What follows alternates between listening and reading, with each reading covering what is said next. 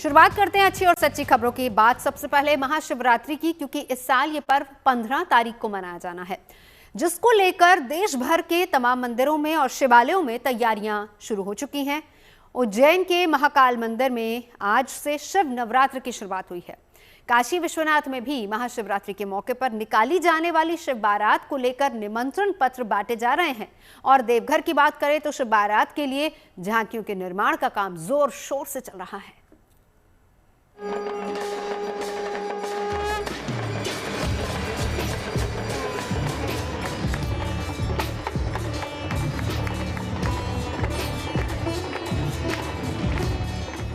बाबा महाकाल की नगरी में शुरू हुआ शिव नवरात्रि का उत्सव तो पूरी उज्जैन नगरी शिवमय हो गई। सुबह सवेरे सबसे पहले शिव नवरात्रि के पहले दिन परंपरानुसार नैवेद्य कक्ष में श्री चंद्रमौलेश्वर का पूजन हुआ, जिसके बाद श्री कोटेश्वर महादेव की विधि विधान से पूजा की गई। फिर उन्हें हल्दी अर्पित की गई।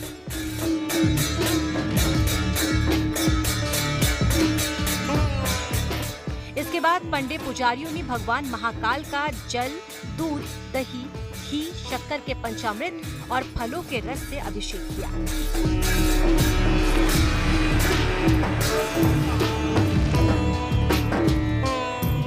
और फिर बाबा महाकाल का आकर्षक स्वरूप में श्रृंगार कर कपूर आरती के बाद बाबा महाकाल को नया मुकुट धारण कराया। परंपरा के मुताबिक महानिर्वाणी अखाड़े की ओर से भगवान महाकाल के शिवलिंग पर भस्म अर्पित की गई और फिर झांझ मंजीरे, ढोल नगाड़े और शंखनाद के साथ भस्म आरती हुई।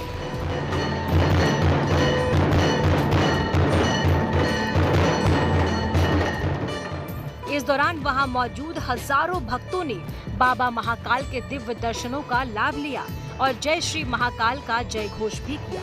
मान्यता है कि भस्म अर्पित करने के बाद भगवान निराकार से साकार स्वरूप में दर्शन देते हैं। आज से अगले 9 दिनों तक महाकाल का दूल्हे के रूप में श्रृंगार होगा।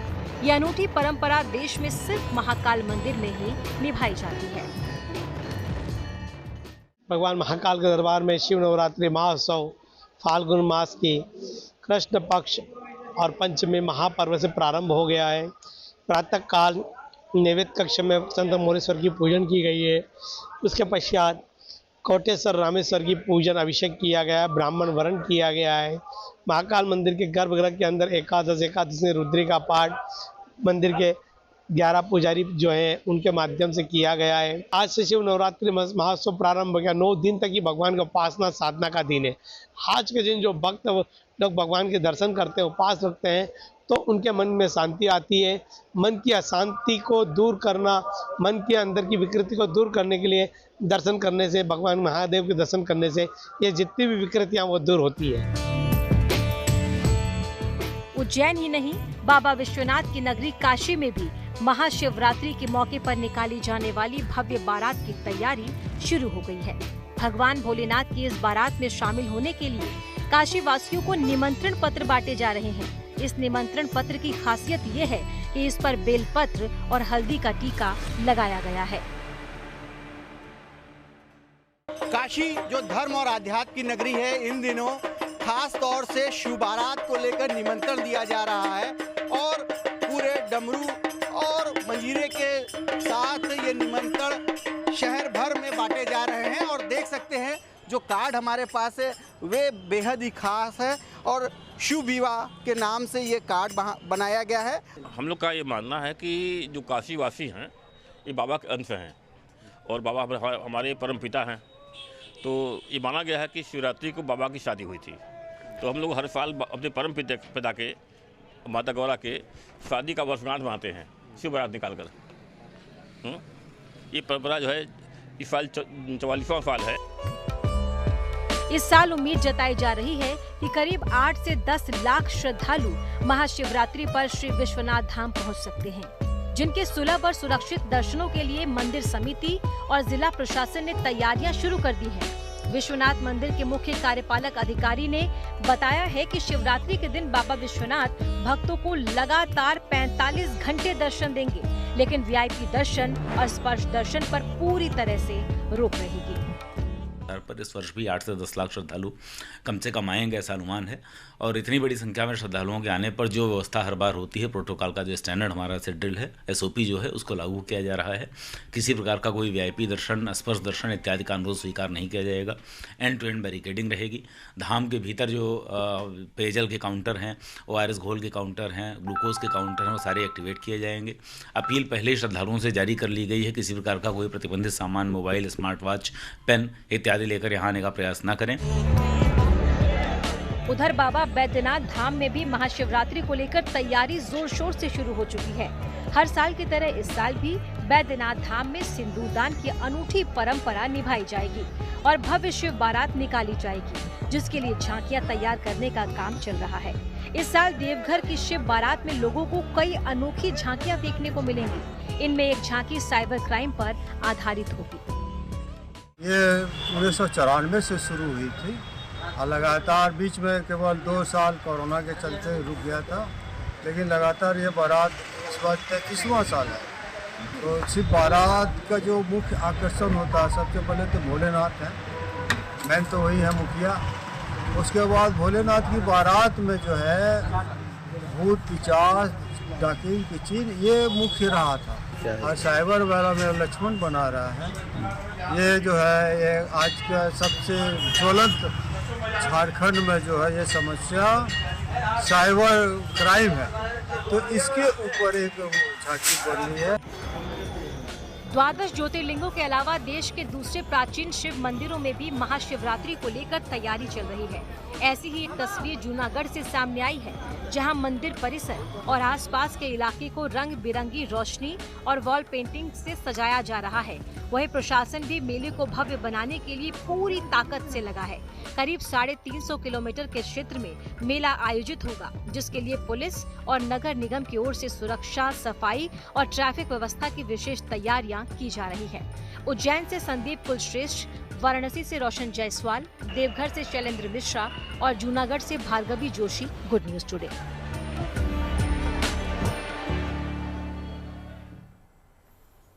और अगली अच्छी खबर श्री कृष्ण के धाम मथुरा से है, जहां पर इन दिनों 40 दिनों तक चलने वाला रंगोत्सव बड़े धूमधाम के साथ मनाया जा रहा है। और इस विश्व प्रसिद्ध रंगोत्सव में शामिल होने के लिए बड़ी संख्या में श्रद्धालु ब्रजभूमि पहुंच रहे हैं। वैसे तो होली का त्योहार अभी कुछ दिन दूर है, लेकिन समूचे ब्रज क्षेत्र में बसंत पंचमी के दिन से ही होली से जुड़ी परंपराओं की शुरुआत हो जाती है। और इसी कड़ी में विश्व प्रसिद्ध द्वारकाधीश मंदिर में रोजाना भक्त अपने भगवान संग होली खेल रहे हैं और रसिया गायन का आनंद भी ले रहे हैं।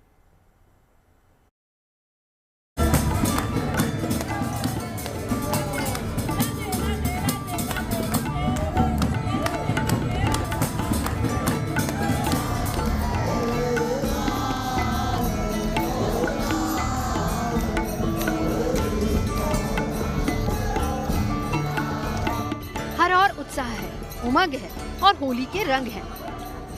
होली का त्योहार अभी आने में भले ही कुछ रोज बाकी हों, लेकिन ब्रज की फिजाओं में रंग और गुलाल अभी से ही उड़ने लगे हैं।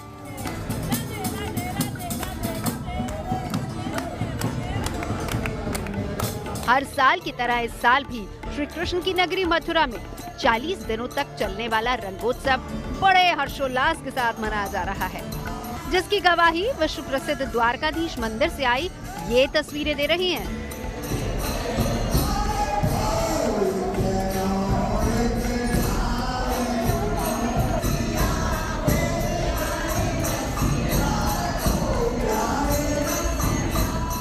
जहां परंपरा के मुताबिक सुबह सवेरे ठाकुर जी का मनोहरी श्रृंगार हुआ और फिर उन्हें रंग और गुलाल लगाया गया। इसके बाद मंदिर के पुजारियों ने ठाकुर जी को अर्पित रंग और गुलाल प्रसाद के रूप में भक्तों को लगाया। कुछ ही देर में पूरा मंदिर परिसर हरे, पीले और गुलाबी रंगों से सराबोर हो उठा। ठाकुर जी होलिका अष्टक लगते ही पिचकारी के रंगों से होली खेलते हैं, जिसमें ठाकुर जी को स्वर्ण और रजत पिचकारी धराई जाती है। शुद्ध टेसू के फूल, केसर, चंदन, ये सभी चीजें ठाकुर जी को आती है। जो आज हम यहाँ पर अनुभव कर रहे हैं साक्षात ठाकुर जी के साथ होली खेलने का, अरे इसके जैसा आनंद तो स्वर्ग में भी नहीं है। ठाकुर जी जन्म जन्म ब्रज में वास दे। द्वारकाधीश मंदिर में रंगोत्सव के दौरान रसिया गायन की परंपरा है। ये परंपरा आज भी बड़े ही भक्ति भाव के साथ निभाई जाती है।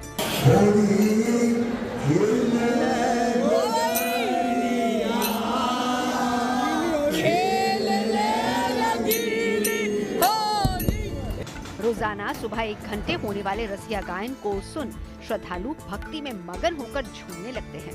क्या बच्चे, क्या बुजुर्ग, क्या महिलाएं और क्या पुरुष, हर किसी पर रसिया गायन की खुमारी साफ नजर आती है।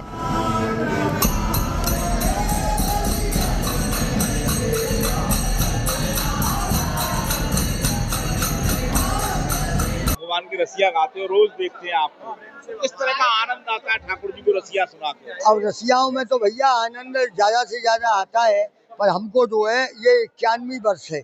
50 साल पिछली साल सेंचुरी हो चुकी थी। 50 साल से सुना रहे हैं आप? हाँ, अब ये 51 वर्ष है, सन 2026। आगे भगवान की मर्जी होगी तब तक और गाएंगे। 1-2 लाइन कोई बढ़िया सी सुना दीजिए, कोई भी रसिया की एक बढ़िया सी 2 लाइन। अरे होरी आई रे श्यामो मेरी सोधली जो होरी आई रे होरी। बहुत अद्भुत आनंद है, अद्भुत आनंद है। श्री द्वारकाधीश के आंगन में रसिया का जो आज आनंद लिया है वो अद्वितीय है। बहुत आनंद आया, बहुत आनंद आया। द्वारकाधीश मंदिर की तरह ही ब्रज के दूसरे प्राचीन मंदिरों में भी जल्दी ही होली का ऐसा ही उत्सव शुरू होने वाला है, जिसका इंतजार ब्रजवासी बड़ी बेसब्री से कर रहे हैं। खासकर लड्डू होली, लठमार होली, छड़ीमार होली और फूलों की होली, जिसकी तैयारी शुरू कर दी गई है। 1 तारीख को यहाँ पर बगीचा होली खेली जाएगी। बगीचा होली में भगवान, क्योंकि भगवान यहाँ बाल रूप में भगवान की सेवा है। द्वारकाधीश मंदिर में पुष्टीय मार्गीय संप्रदाय मंदिर है ये, तो भगवान की बाल रूप में सेवा है, तो भगवान को मंदिर से बाहर नहीं ले जाते। तो भगवान के लिए ये मंदिर प्रांगण में एक बगीचा बनाया जाएगा, जिसमें ठाकुर जी को विराजमान किया जाएगा। उसके बाद गुलाल रंग, केसू के रंग से, तो उस दिन यहाँ जो होली होगी उसका अपने आप में अद्भुत और अनोखा आनंद होगा। तो ब्रज की जो होली है ना, तो इसीलिए कहा भी जाता है कि जग हो रही और ब्रज हो रहा, कैसा ये देश निगोड़ा। तो जो होली अपने आप में यहाँ की है वो बड़ी अद्भुत और अनोखी है। तो कहा भी इसके लिए एक बात और कही जाती है कि जो रस बरस रहे हो या ब्रज में, सो रस 3 लोक में ना है। तो जो रस यहाँ बरसता है ना, जो आनंद यहाँ आता है और लोग लेते हैं, लाखों की संख्या में उस आनंद को लेने के लिए पहुंचते हैं, वो कहीं 3 लोक में देखने को नहीं मिलेगा, केवल इस ब्रज में ही देखने को मिलेगा। Madan Gopal Sharma, good news today, Mathura. Braj क्षेत्र में मनाई जाने वाली होली केवल रंगों का त्योहार नहीं, बल्कि भक्ति, परंपरा और संस्कृति का जीवंत उत्सव है, जिसमें शामिल होने के लिए देश ही नहीं दुनिया भर से लोग हर साल होली पर मथुरा आते हैं। और ये सिलसिला इस साल भी शुरू हो चुका है। मथुरा से मदन गोपाल शर्मा के साथ bureau report, good news today. और अब बात करते हैं जयपुर में एशिया के सबसे बड़े स्टोन शो की, जहां पर बेजान पत्थरों का शानदार जानदार स्वरूप देखने को मिल रहा है।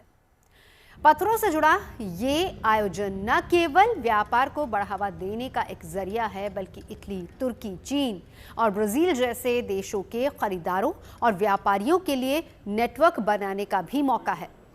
8 फरवरी तक आयोजित होने वाले इस अंतर्राष्ट्रीय प्रदर्शनी में देश विदेश से स्टोन इंडस्ट्री के उत्पादक, निर्यातक और खरीदार हिस्सा ले रहे हैं, जहां पत्थरों से जुड़ी पारंपरिक कलाकृतियां और आकृतियों के अलावा तकनीक का भी प्रदर्शन हो रहा है। यहां आम लोगों के लिए प्राकृतिक और कृत्रिम पत्थरों में फर्क समझाने की भी कोशिश की जा रही है।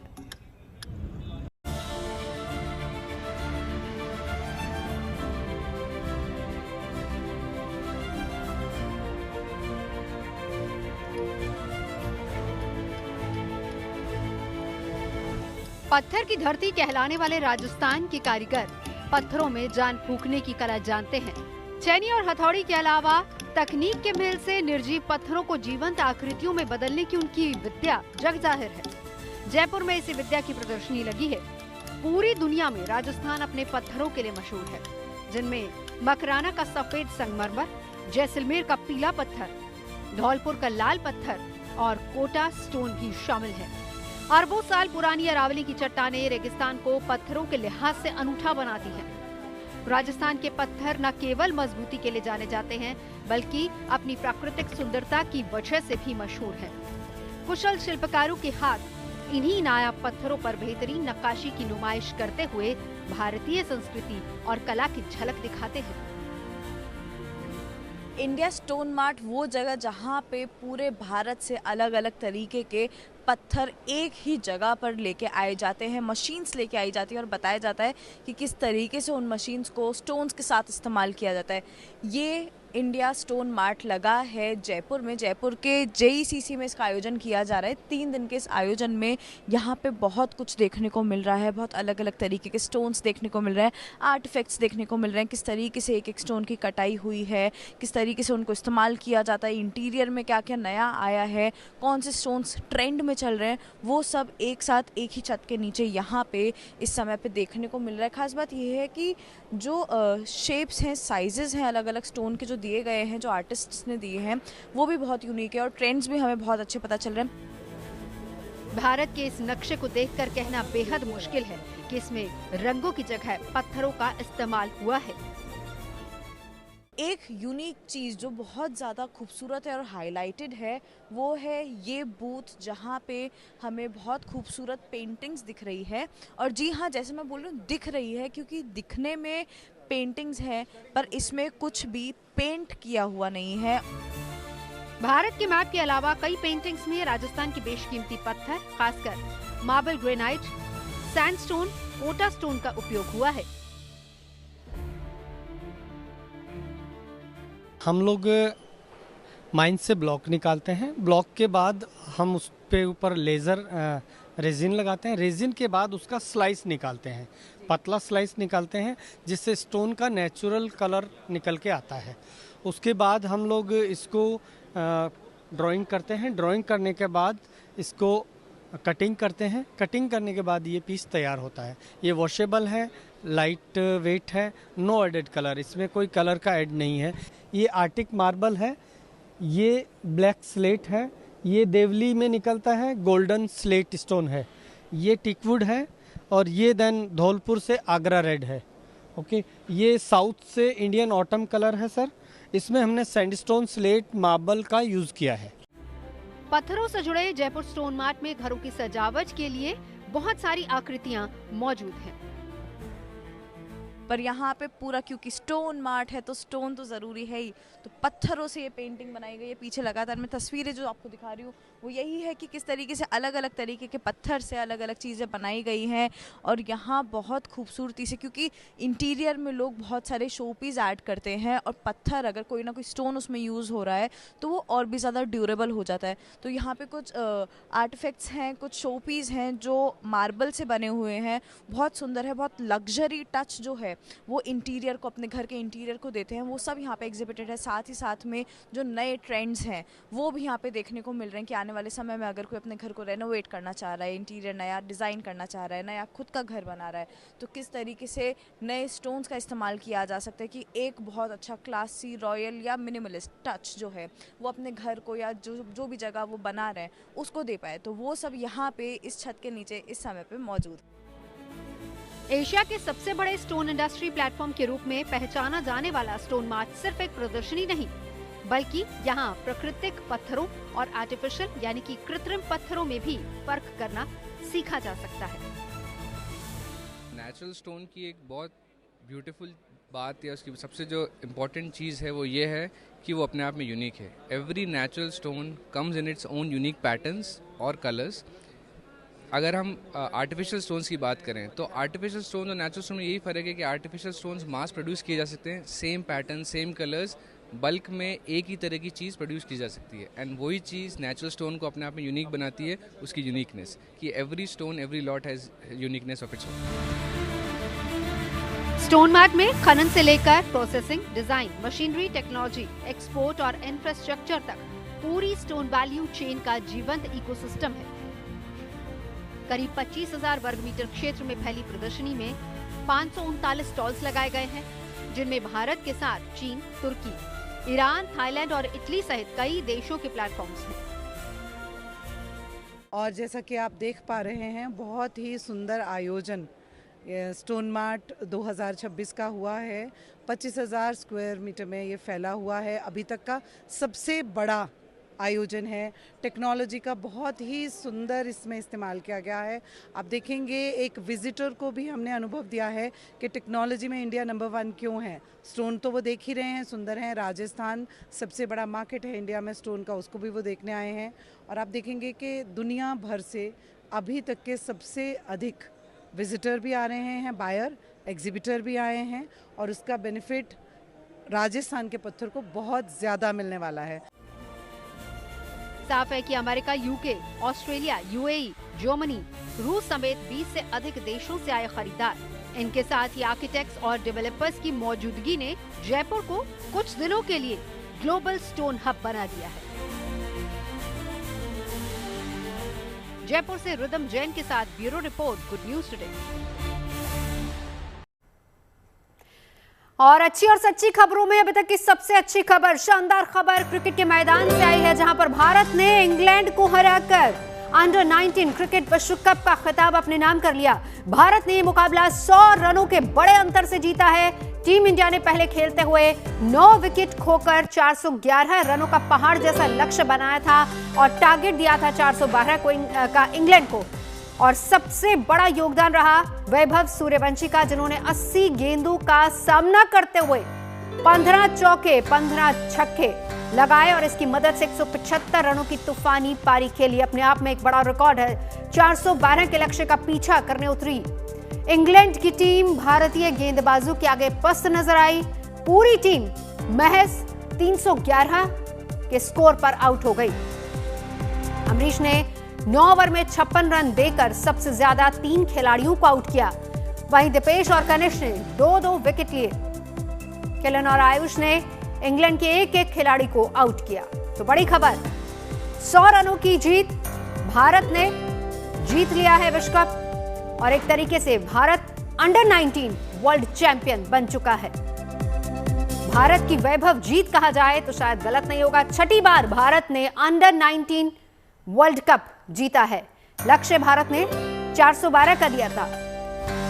सबसे पहले बल्लेबाजी करते हुए भारत ने 411 रन बनाए थे, जिसमें वैभव सूर्यवंशी का एक बड़ा योगदान रहा। 15 चौके 15 छक्के, अच्छी पारी। 412 का टारगेट इंग्लैंड को दिया गया, लेकिन इंग्लैंड टीम टारगेट पूरा नहीं कर पाई। 311 पर ही पूरी टीम धराशायी हो गई और भारत ने 6वीं बार यह खिताब अपने नाम किया। खबरें सच्ची होनी चाहिए, अच्छी खुद ब खुद लगती हैं। Navjot Sindhawa signing off. आप सुनते रहिए गुड न्यूज, देखते रहिए गुड न्यूज टुडे।